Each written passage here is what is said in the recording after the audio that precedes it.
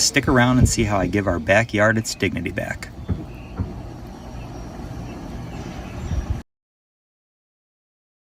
My brilliant wife had the idea to get an above-ground pool. I kid you not, we spent every day in that thing during the height of summer. Since we have a pool in our neighborhood, we took it down in the fall thinking it would be a one-year thing, but as the warmer weather rolled around, we decided to see if we could get another year out of it. Last year I spent an entire weekend getting this spot flat and level, so once I got the weeds up, it didn't take too long to get the ground ready. Just like my Little League coaches, I used some water to keep the dust down while raking. This also made it easier to see the high spots, which I knocked down with a tamper. I'm using 3 different layers for the underlayment. The first 2 are tarps, one blue and one gray, but the third is a heavy-duty felt-like material specifically made to provide a soft cushion for the bottom of the pool. And check out the description below for links to all these products. Why 3 layers, you say? 2 words: Bermuda grass. This stuff grows like crazy here in Tennessee and has no problem creeping under the pool, even under all that water weight. I spread the tarps out evenly and hold them in place with golf tees, being sure to get as much of the wrinkles out as possible. Now that the underlayment is done, I get out the various components of the pool. I start by unfolding the liner and getting it into position so the pump is close to the power outlet we ran out here last year. This Intex pool is super easy to assemble. Here you can see how the frame comes together with each crossbar sliding through the top of the liner and connecting to one another with a T-bracket. Then I just worked my way around the pool, connecting each crossbar to one another with the T-brackets, and in the end I had a giant pentadecagon.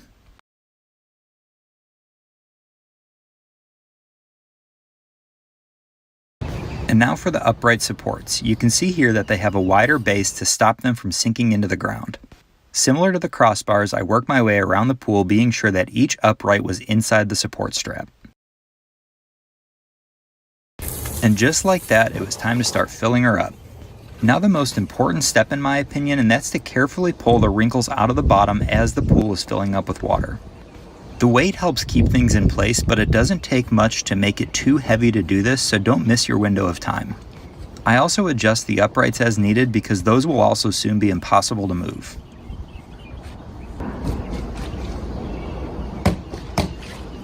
And that's about all the time I had for that day, so I shut the water off and headed in for the night, but here I am the next morning getting things going again, and you can see I've got about 8 inches of water in the pool at this point.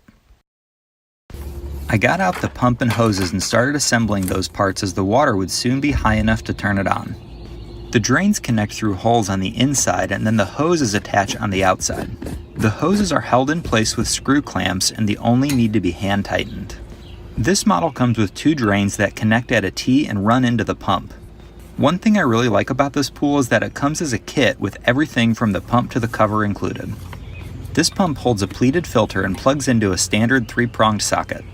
The drain and return each connect using those hand-tightened screws again, and I was careful to be sure that the rubber O-ring was aligned, which ensures a watertight seal.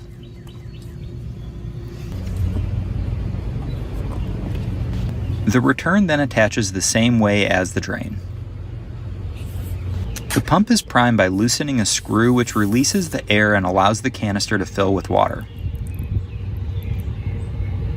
And now that the water was high enough, I could plug the pump into that outlet I talked about earlier. Ah, sweet success. With the pump running, I was ready to add the chemicals. Before we got a pool, this was the most intimidating part for me, but my local pool store was really helpful. They tested my water and gave me the exact chemicals I needed, which I like to dissolve in water first instead of pouring them right into the pool. I'm not sure why, I just do. And if this is your first time checking out one of my videos, this is mostly a woodworking channel, but I do a lot of DIY and other stuff around the house, so go ahead and subscribe if you want to see other videos like this. Lastly, I'll add the ladder and we are ready for summer. Thank you all so much for watching.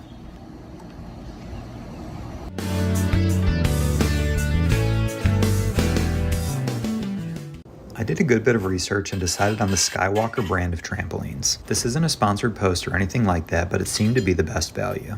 I'll link to the exact one that I got in the description below. It came shipped in 2 fairly heavy boxes, so I unpacked them and laid out all the contents on the lawn. I watched the instructional video from Skywalker, which I'll link below, and then I got to work. The frame construction is pretty straightforward, but there are a couple things that you need to look out for. There are basic T-joints and then T-joints with a socket, and these need to alternate because the sockets hold the net support in place. In addition, there are pilot holes in the steel tubing that need to be facing the inside of the circle so that the self-tapping screws are hidden. I was confused at first, but it's a lot easier to put the frame together upside down like this and in smaller sections than trying to do it right side up and all at once. Also, if you have a power drill, this step goes a lot quicker because there are a couple of dozen screws that you need to drive. Once the 6 sections are assembled upside down, they flip over and connect to each other, making a giant circle, and the trampoline frame is complete. Connecting the first 2 sections was a little tricky, but it was very easy after that.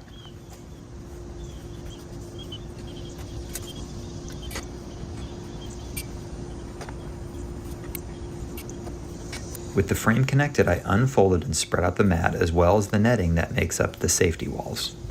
This next step was tedious because I needed to pull every D-ring on the mat through a slit in the bottom of the netting, kind of like buttoning up a dress shirt. I spread the netting and the mat out best I could and then started to button them together to the left of the warning label like the instructions said. However, I must have not read the instructions close enough because at the halfway point, I noticed that there was this clip that attaches to the zipper, which means that I had to start over and flip the net 180 degrees.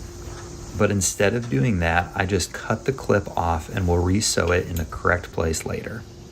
With the jump mat and netting attached, I started to connect the springs. I connected one spring to the left of the first T-joint and then the next spring all the way opposite of that one. I then connected another spring to the left of the next T-joint and worked my way around, adding a spring to each section until it was complete. They sent a tool to make this job easier, but I've been working out so I didn't need it. With all of the springs attached, I started to unfold and lay out the protective mat that covers the springs. It ties to the D-rings and the frame every 12 to 18 inches or so, and here's where I made another time-sucking mistake.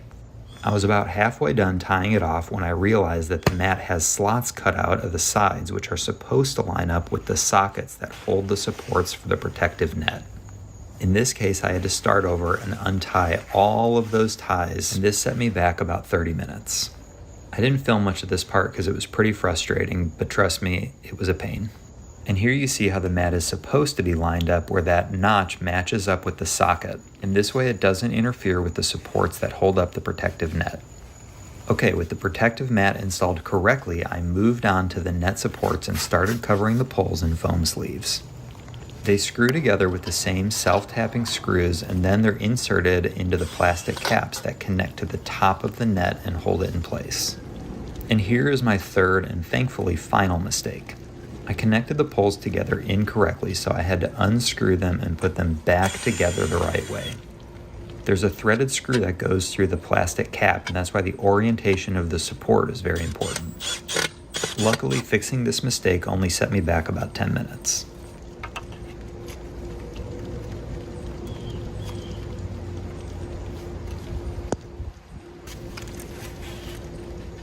Once the poles and caps were connected to the top of the net, I lifted the net into place one support at a time, and I've got to say that the T-joint sockets really did a nice job of holding them in place. There's very little play in them, and the entire structure felt very secure. And just like that, the trampoline was basically done. I capped off the bottom of the sockets, and the trampoline was complete. I gave to the Bellator. Nice. Walk around this way. Let me see this. That trampoline! Oh, it's huge! Oh my gosh, it's like bigger than Britain's. I love it. I landed that.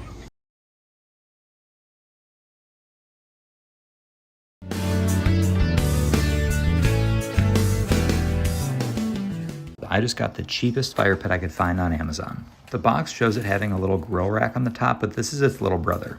It's just a really simple foldable base which connects into a circular unit. The pit itself is made up of these stainless steel fan blades that connect with a nut and bolt in the center and then spread out and connect to the base. This pit is about 17 inches on only a few pounds, so it's pretty small, but it might be perfect for hiking or a little camping trip, but I got it to burn scrap wood and for the impromptu backyard s'more. It only takes a couple of minutes to put together, and I was able to get a decent sized fire going and actually end up burning about 4 boxes worth of old documents. The blades have holes in the bottom, so there's a good bit of airflow for a healthy fire. This is definitely not a sponsored video, but I'll put a link in the description below, and if you buy it through that link, it does give me $1 or $2, so thanks for that. Here you can see I've got a pretty decent sized fire going, and after burning all of those documents, it actually looks like a bomb went off in it. Several days and a few rainstorms later, I went ahead and broke the fire pit down, and I was really happy with how easy that was too. All the charred sludge wiped off the stainless steel really easily, and everything packed nicely into the carrying bag. Obviously, this isn't the most interesting video in the world, but anytime I buy something cheap on Amazon, I like to share my thoughts on it.